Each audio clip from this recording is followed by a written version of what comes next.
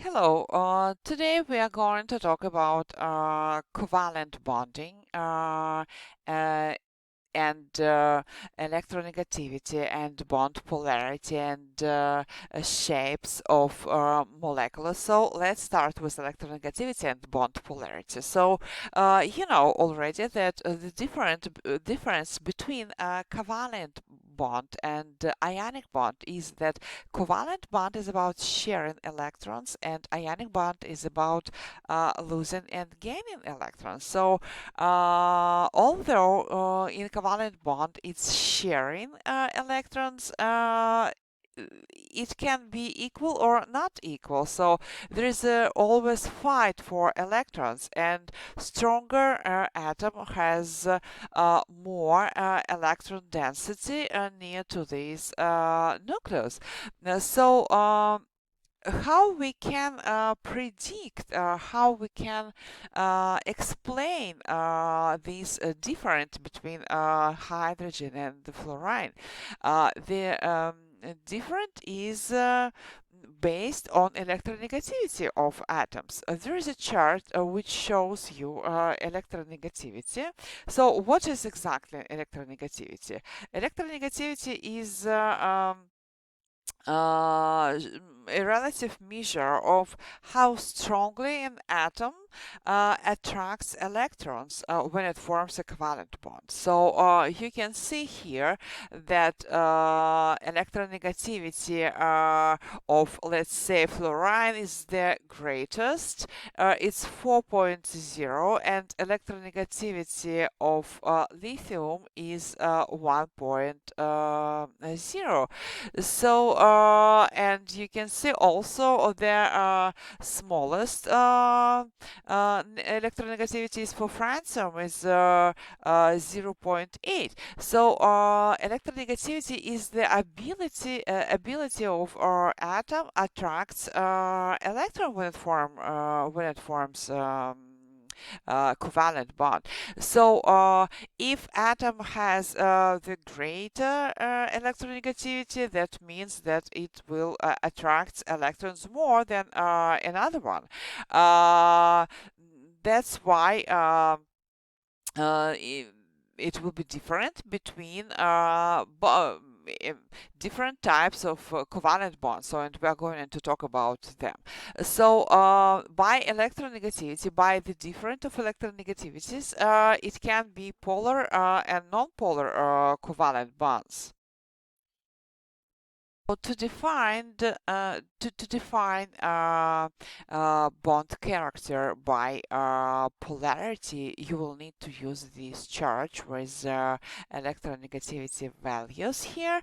So let me give you an example how you can actually define and calculate the bond polarity. So let's say we have compound where hydrogen connected to fluorine, and another compound when we have two hydrogens, and we have another compound with two fluorines. So we need to use a Lewis dot structure to show their uh, mo molecular structure. So for hydrogen, it's only one dash. Uh, means that hydrogen has two shared electrons with fluorine, and it is good. So its outer shell is completed. For fluorine, it's not. We didn't finish yet, so it has three lone pairs also, and another fourth pair is shared with hydrogen. I mentioned again octet rules, which is true for fluorine. So to be more stable, it needs to have 8 electrons on its outer shell. So for hydrogen, it's only one dash or only one sharing electron pairs. For fluorine, like F2, it will be two fluorine bonded with each other by a single bond. That means that they have one um, one sharing pair of electrons. So the what we need to do here, we need to calculate the difference between electronegativity of atoms in each molecule. So let's say the first one. We have hydrogen here, and according to this chart, its electronegativity is 2.1. 2.1. And for fluorine, we already discussed it. It's 4.0. So I'm going to write it here, 4.0. The difference between electronegativities will be delta. It's a Greek letter, means difference. En means electronegativity. So to calculate electronegativity difference between these two atoms, I need to subtract 2.1 out of 4.0, and I will get 1.9. 1.9. For another compound, H2, all atoms equal to each other with the same value of electronegativity. That means that for H2 compound, the different delta electronegativity will be 0, and for fluorine 2 it will be 0 too. So we have two types of compound here listed here. The first one with pretty big difference between electronegativities, and the two others with electronegativity difference equals to 0. What does that mean? That means that in the first case, in a molecule like H fluorine, HF, will be not equal sharing between hydrogen and fluorine. And if we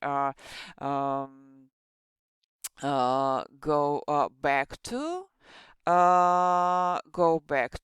we see that here is electron density, which is bigger, greater around the fluorine atom because of its greater electronegativity, and it's less dark space around the hydrogen. That means that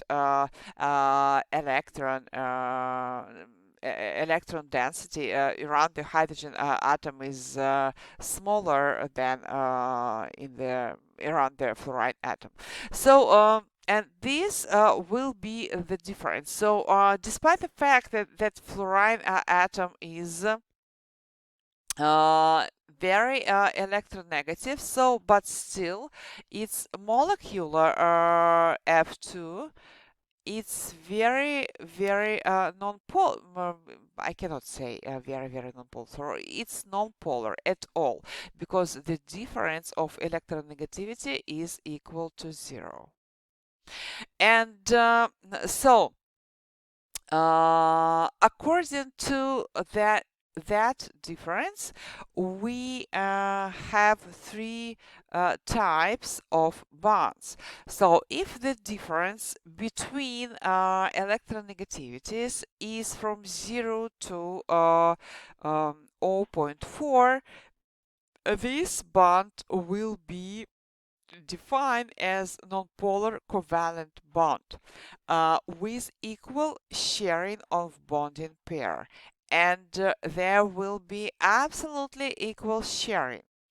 Polar covalent bond.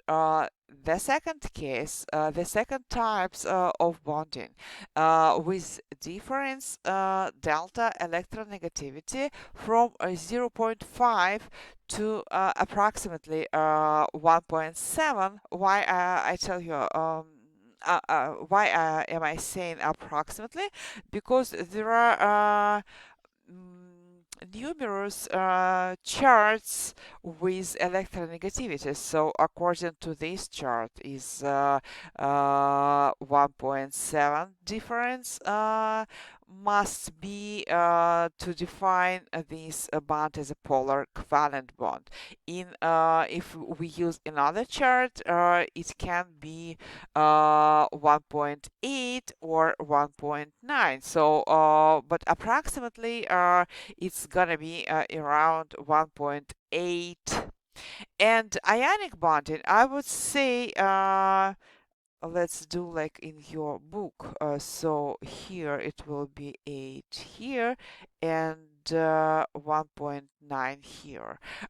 In other sources, ionic bond, this is a bond where the delta electronegativities will be greater than 2.0. What does that mean? So, again, non-polar covalent bond. It's about absolutely equal sharing of bonding pairs. The molecular is non-polar by itself at all. Polar covalent bond is this is sharing because it's still covalent bond, but the sharing is unequal, and electrons goes to the atom of greater electronegativity level. So, and we will have partial charges here. Partial charges. Now, I will use this letter. It's Greek too. It's delta. So you already met delta. This one is capital delta, as this one is non-capital delta. So, but you pronounce it delta. So the capital delta means difference, and the small delta means partial. So, why I use this delta partial? Because according to unequal sharing, it will be charges here, but not exact charges like we have in a ionic compound where we have ions, cations or anions.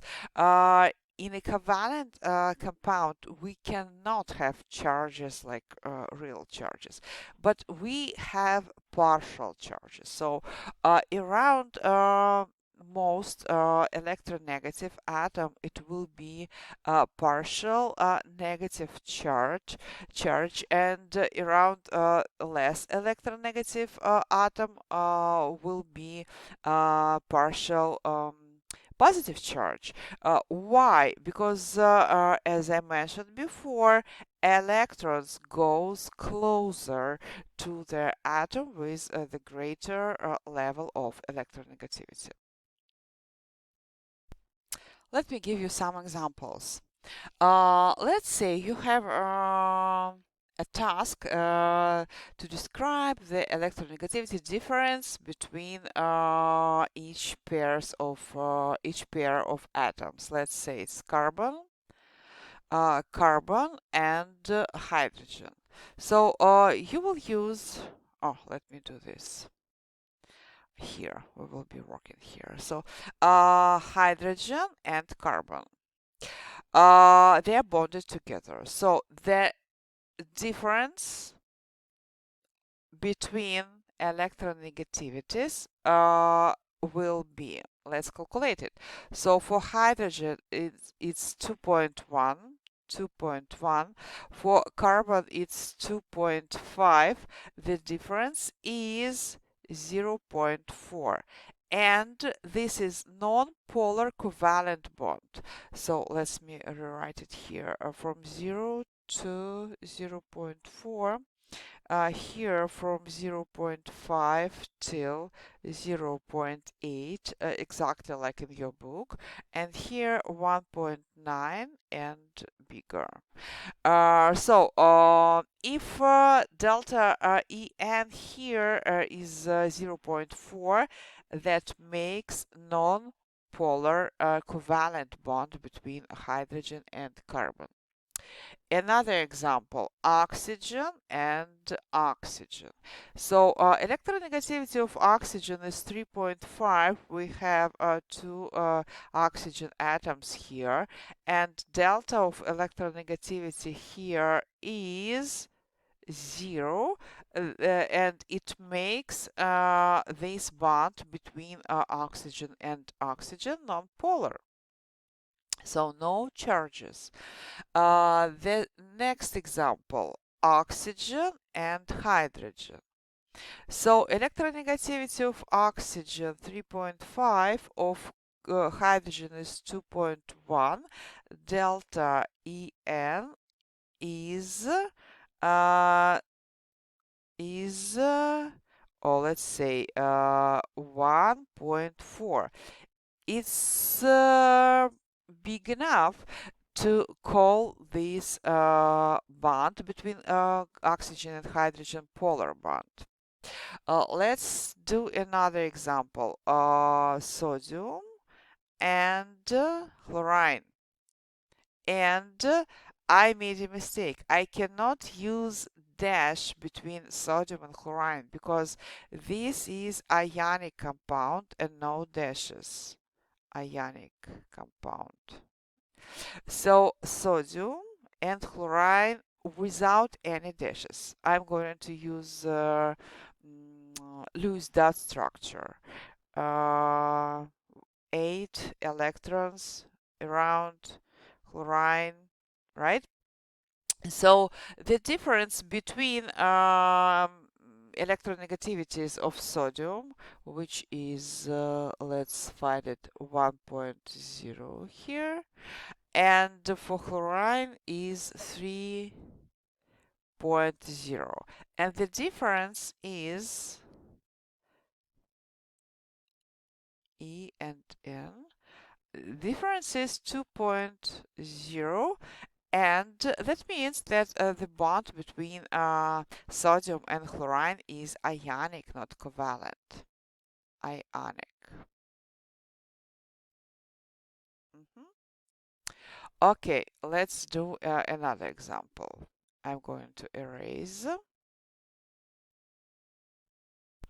another example, and I will be putting partial charges for each element. So let's say we have, um, I need non-metal. We have bond between nitrogen and hydrogen, like ammonia has 3 bonds between nitrogen and hydrogen. So from this charge, I know that electronegativity of nitrogen is 3.0 and for hydrogen is 2.1.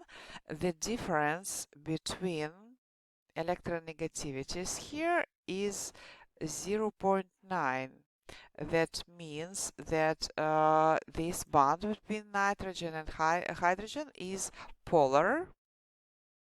So the sharing is unequal, and for nitrogen it will be partial negative, and for hydrogen it will be partial positive charge. So let's do another one. So this is compound, organic compound. We have two types of bonding here, the bond between carbon and hydrogen, and another bond is between carbon and fluorine. The polarity of these bonds can be different, or it can be the same, equal. So we are gonna calculate it. So for carbon, it is 2.5. Electronegativity value for fluorine is 4.0. So difference, electronegativity difference between carbon fluorine. Something is happening with My pen, I'm sorry. Electronegativity difference is 1.5. So that means that this bond between carbon and fluorine is very polar.